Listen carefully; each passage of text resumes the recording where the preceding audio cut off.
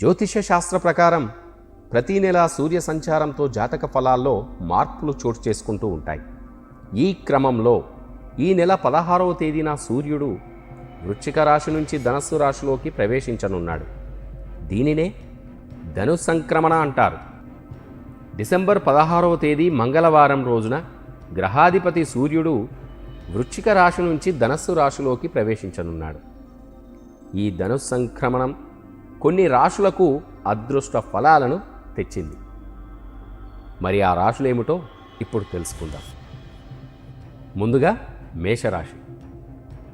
ధను సంక్రమణం మేషరాశి వారికి అదృష్టదాయకంగా ఉండనుంది. ఈ సంక్రమణం మేషరాశిలో 9వ స్థానంలో జరగనుంది. ఈ సమయంలో మేషరాశి వారికి ఆధ్యాత్మిక కార్యకలాపాలపై ఆసక్తి పెరుగుతుంది. మేషరాశి వారికి వృత్తిపరంగా ఆర్థికంగా మెరుగైన ఫలితాలను పొందుతారు. కుటుంబంతో ఆ జీవితం సంతోషంగా ఉంటుంది. మానసికంగా ప్రశాంతంగా ఉంటారు ఈ రాశివారు. ఉద్యోగులకు పదోన్నతులకు సంబంధించిన శుభవార్తలు కూడా అందుకుంటారు ఈ మాసంలో. ఈ రాశివారి ఆరోగ్యం కూడా చాలా బాగుంటుంది. ప్రతిరోజు మేషరాశి వారందరూ కూడా ఆదిత్య హృదయం పారాయణం చేయడం వలన విజయం సిద్ధిస్తుంది. తదుపరి కర్కాటక రాశి. ధను సంక్రమణం కర్కాటక రాశి వారికి అత్యంత ప్రయోజనకరంగా ఉంటుంది. ఈ సంక్రమణం కర్కాటక రాశిలో 7వ స్థానంలో జరగనుంది. 7వ స్థానం అనగా 7వ స్థానం. ధనస్సు సంక్రాంతి వేళ ఈ రాశి వారికి అనేక శుభ ఫలితాలు రానున్నాయి. చేపట్టిన అన్ని పనుల్లో స్వల్ప ప్రయత్నంతోనే విజయాలు లభిస్తాయి. ఉద్యోగ వ్యాపారాల్లో ప్రోత్సాహకరమైన వాతావరణం ఉంటుంది. కీలక వ్యవహారాల్లో బంధుమిత్రుల సంపూర్ణ మద్దతు కూడా ఈ రాశి వారికి లభిస్తుంది.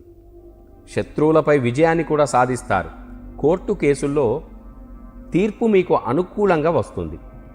ఆస్తి సంబంధిత సమస్యలు పరిష్కారం అవుతాయి కూడా. కర్కాటక రాశి వారు ఆరోగ్యాన్ని అశ్రద్ధ చేయవద్దు.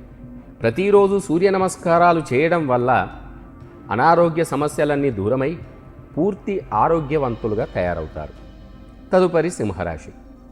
ధను సంక్రమణ సమయంన సింహరాశి వారికి అత్యంత శ్రేయస్సు కలిగిస్తుంది. సాధారణంగా సింహరాశి వారికి సూర్యుడు అధిపతి.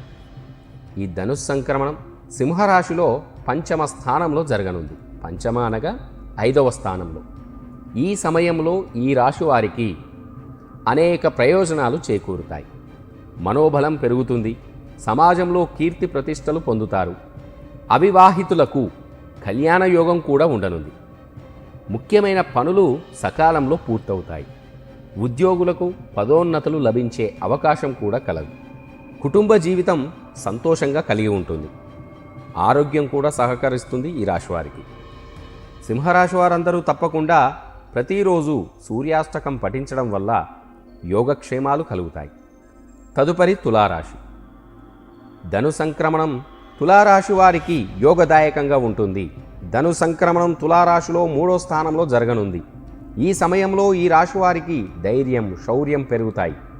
మనోధైర్యంతో సాహసోపేతమైన నిర్ణయాలు కూడా తీసుకుంటారు తులారాశి వారు.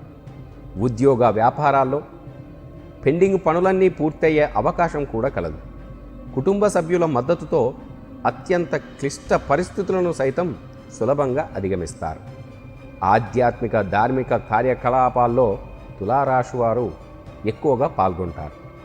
కుటుంబ జీవితం సంతోషంగా ఉంటుంది. ఆరోగ్యం కూడా సహకరిస్తుంది. తులారాశి వారందరూ కూడా ప్రతిరోజు సూర్యునికి ఆర్ష ప్రదానం చేయడం అత్యంత శుభదాయకం. తదుపరి కుంభరాశి.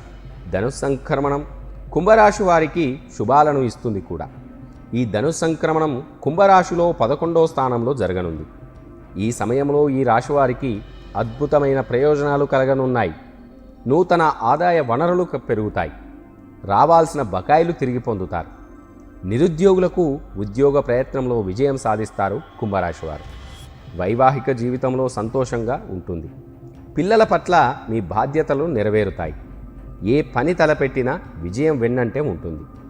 ఆరోగ్యం కూడా బాగుంటుంది. ప్రతిరోజు సూర్యదర్శనం చేసి ఆదిత్య హృదయం పఠించడం చాలా ఉత్తమం ఈ రాశివారు. సూర్యుని సంచారం ఆధారంగా గణించే ఈ ఫలితాలు సమూహానికి సంబంధించినవి.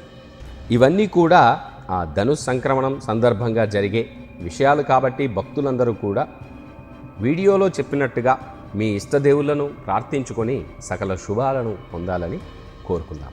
శుభం భూయాత్.